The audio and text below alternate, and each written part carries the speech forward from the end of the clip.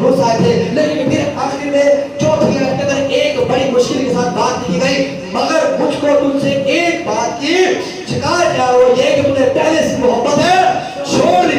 कहां पर चार फल और फिर भी खुदा को नजर आ गया कि तूने वो मोहब्बत छोड़ दी। और जब सच्चाई के तराजू में तोला जाता है तो मोहब्बत है भारी होती है। चार फल को क्या फायदा जब मोहब्बत ही नहीं। और खुदा के दो हुक्मों पर भाई और मुकद्दस की पूरी तारीफ खड़ी हुई है, खोल कर सुने।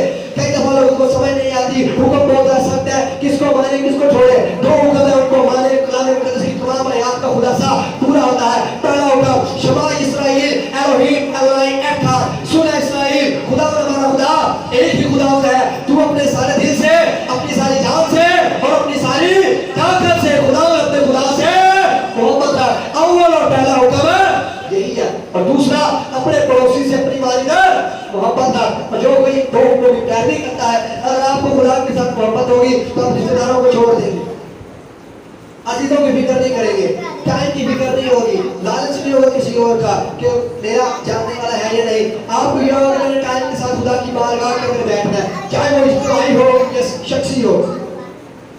फिर पड़ोसी के साथ मोहब्बत रखने से बजाय कि जब हर एक से मोहब्बत रखेंगे तो ऑटोमेटिकली इसका मतलब खुदा की मोहब्बत हमारे अंदर है। अगर खुदा है, सुनिए कान खोल के, अगर आपके मुताबिक खुदा है तो खुदा की जो खसलत है वो आपकी जिंदगी के अंदर से नजर आनी चाहिए। और खुदा की खसलत क्या है? मोहब्बत, रहम, कर्ज, माफी, बर्दाश्त करना। अगर बर्दाश्त ना करता तो अपने बेटे को भी सलीब पर आज से 2021 साल पहले कोई कलवरी पर कुर्बान ना करता। और इन्होंने यही काम किया, मोहब्बत को छोड़ दिया और तमाम बेदीनों की रंशों के अंदर चले गए।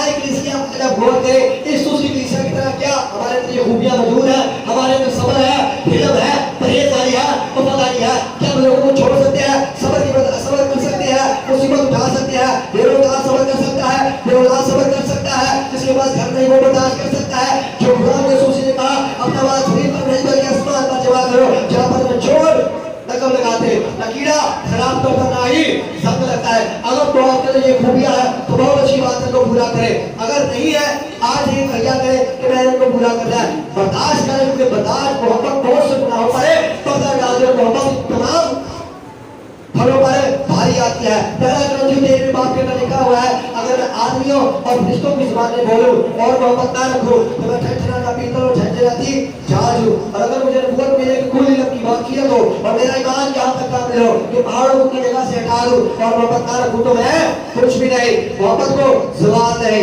इल्म हो तो मिट जाएगा, नबूवत हो तो मकूफ हो जाएगी, क्योंकि हमारा इल्म ना दिमाग और ना नबूवतें खत्म हो जाने वाली है। लेकिन जब कामिल आएगा तो नाकस है जाता रहेगा। और फिर आखिर में लिखा दस ईमान, उम्मीद और मोहब्बत तीनों दायमी है। मगर अफजल में मोहब्बत अपने अंदर मोहब्बत पैदा करे। सबसे पहली मोहब्बत हमें हमारे खुदा के साथ हो, और उसकी मोहब्बत हमारे साथ यही सबसे पहले उसने मोहब्बत दिखाई कि आदम को अपने हाथों के साथ बनाया, फिर उसको दम दिया, फिर उसको माफ भी किया, लेकिन सदा उसने अपने लिए कमाई। और मेरे लिए और आपके लिए उसने मोहब्बत को इस तरह पेश किया कि अपने इकलौते बेटे को सलीब पर कुर्बान किया। अब यहाँ पर गौर करने की बात है कि इस तरह पावरफुल कलीसिया थी, फिर भी उन्होंने मोहब्बत को क्यों छोड़ा? क्योंकि झूठे नबी उनके अंदर आ चुके थे। उन्होंने आहिस्ता आहिस्ता उनको जगा दी, उन ख्वाहिशों को, उन बातों को, उन रंगतों को, उन अजीजों को, रिश्तेदारों को जो भेड़ के रूप में भेड़िए बात के अंदर घुस आए थे, फाड़ के चले गए। उनको कोई फिक्र नहीं है, नौकर को फिक्र नहीं होती, चरवाहे को फिक्र होती है कि मैंने भेड़ को किस तरह से संभालना है।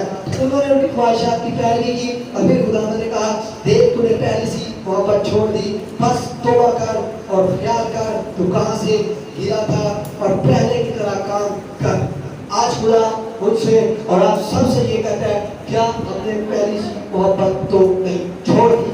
गौर करें, जब शायद आपने पहली दफा बाइबल का यहाँ सुना हो, परेशानी हुई हो, दूसरी दफा सुना हो, जोश आया हो, तीसरी दफा सुना हो और ज्यादा आया हो, चौथी दफा बपतिस्मा लिया हो, पांचवी दफा नारे लग रहे हो, छठी दफा जोरदार दुआ रही हो, साल गुजरा, 1.5 साल गुजरा, फिर आहिस्ता आहिस्ता पीछे वही हरकतें। क्या तौबा के बाद, बपतिस्मे के बाद, नए सिरे से पैदा होने के बाद, पाक होकर बपतिस्मा करने के बाद क्या वो मोहब्बत छोड़ तो नहीं दी? खुदा कलाम करता फिर मौका देता है, जा याद कर, देख तूने कैसी तरीके पाई और तू कहां से गिरा है, उनको छोड़ दे और मेरे वापस आ जा, मैं अपने गले के साथ लगाऊंगा।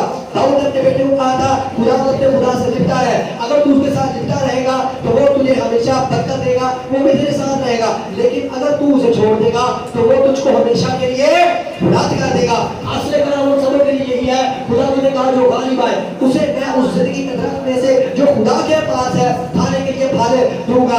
अकेली लोग